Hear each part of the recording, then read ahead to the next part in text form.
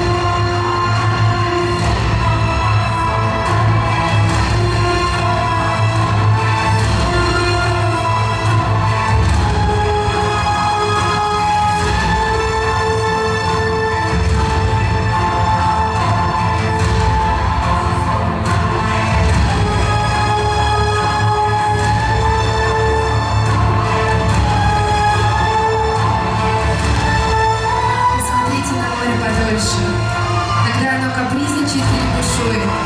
Посмотрите, каким оно бывает прекрасным и жутким.